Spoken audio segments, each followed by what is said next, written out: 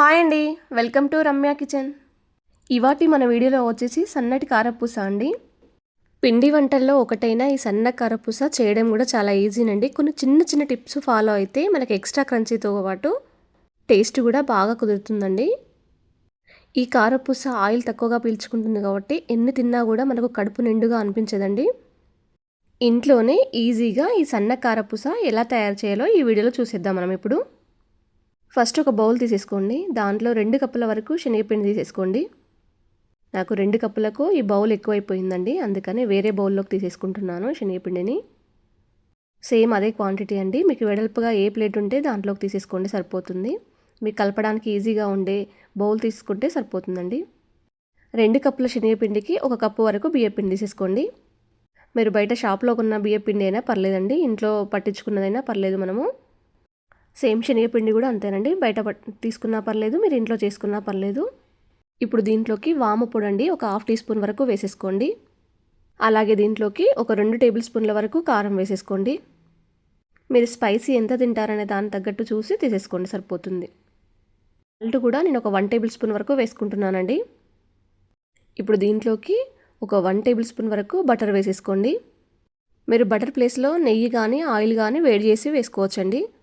ఈ బటర్ వేయడం వల్ల మనకి ఎక్స్ట్రా క్రంచీగా వస్తాయండి సన్న కారపూస అనేది. బటర్ వేసిన తర్వాత బాగా పట్టించండి పిండికి మొత్తము బటర్ అంతా. ఒకవేళ మీరు శనగపిండి కనుక 1 kg అలా తీసుకుంటే 1/2 kg వరకు బియ్యపిండి తీసేసుకోండి, సరిపోతుంది కరెక్ట్గా. చూడండి, ఈ విధంగా బటర్ మొత్తం కలిసేలా కలుపుకున్న తర్వాత కొద్ది కొద్దిగా వాటర్ పోసేసుకోండి. దీంట్లోకి వాము పొడి మాత్రమే వేసుకోండి, వామును అలాగే వేసుకోకండి. ఎందుకంటే మనకు సన్న కారపూస రావడానికి అందులో జారడానికి ఈజీగా ఉండదండి, అంత ఈజీగా మనకు రాదు. ఎందుకంటే హోల్స్ సన్నగా ఉంటాయి కదండి. ఇలా కొద్ది కొద్దిగా వాటర్ పోసుకుంటూ సాఫ్ట్గా కలిపేసుకోండి, మనకు ఈజీగా వచ్చేస్తుంది కారపూస అనేది బయటికి. చూడండి, నేను ఈ విధంగా కలుపుకున్నానండి. దీన్ని ఏం నానబెట్టని అవసరం లేదు, ఇలాగే మనం చేసుకోవచ్చు ఇప్పుడే.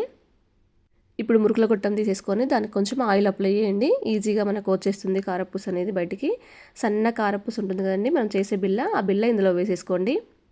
ఇప్పుడు కొద్ది కొద్దిగా పిండి తీసుకొని మొత్తం మురుకుల గొట్టం మొత్తం నింపేసేయండి. నింపేసి మూత పెట్టేసుకోండి. చూడండి, వీడియోలో కనబడుతుంది కదా, ఆ విధంగా చేస్తే సరిపోతుందండి. ఇప్పుడు గ్యాస్ ఆన్ చేసుకొని డీప్ ఫ్రైకి సరిపడినంత ఆయిల్ వేసేసుకోండి. ఆయిల్ హీట్ అయిందా లేదా అని చూసుకున్న తర్వాత, ఆయిల్ హీట్ అయిన తర్వాత గ్యాస్ అనేది సిమ్లో పెట్టేసుకోండి. ఇప్పుడు మనం కారపూస వేసేటప్పుడు ఎప్పుడు కానీ గ్యాస్ అనేది సిమ్లో పెట్టేసుకోవాలండి, ఎందుకంటే చెయ్యి కాలుతుంది మనకు, ఆ పొగ అనేది వచ్చేస్తుంది, వేడి పొగ అనేది. కారపూస చేసేటప్పుడు చాలా జాగ్రత్తగా ఉండాలండి. ఇప్పుడు ఆయిల్లో మెల్లమెల్లగా తిప్పుకుంటూ కారపూస రౌండ్గా తిప్పేసుకోండి. కారపూస అనేది మనకు తొందరగానే వేగిపోతుందండి, ఎందుకంటే సన్నగా ఉంటుంది కదా.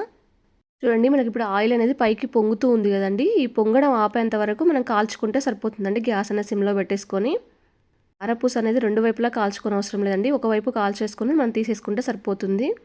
మీకు వీడియోలో కనబడుతున్నట్టుగా చేసేయండి, సరిపోతుంది. ఇలాగే అన్నీ ఒత్తేసుకొని చేసేసుకోండి. నేను ఇలాగే మొత్తం పిండి మొత్తం చేశానండి కారపూస. ఇప్పుడు ఒక ప్లేట్లోకి తీసేసుకోండి అన్నీ. నాకు ఇన్ని వచ్చాయండి సన్న కారపూస. ఈ సన్న కారపూస ఇలా తిన్నా పర్లేదు, లేదంటే ఏదైనా మిక్చర్లో వేసుకొని తిన్నా కూడా చాలా బాగుంటుందండి. మనకు ఆయిల్ కూడా ఎక్కువగా పీల్చలేదు, పైగా చాలా క్రంచీగా వచ్చిందండి సన్న కారపూస అనేది. మీకు ఈ వీడియో నచ్చిందా? మీ ఫ్రెండ్స్కి రిలేషన్కి షేర్ చేయండి. చూడండి, చేత్తో ఇలా అనగానే మొత్తం నలిగిపోయిందండి, చాలా క్రంచీగా ఉంది. ఒకవేళ మీరు ట్రై చేసి ఉంటే ఎలా వచ్చిందో నాతో షేర్ చేసుకోవడం మాత్రం మర్చిపోకండి. మీరు first time welcome to Ramya kitchen channel చూసేదింటే మాత్రం సబ్స్క్రైబ్ చేయడం మాత్రం మర్చిపోకండి. నచ్చితే లైక్ చేయండి.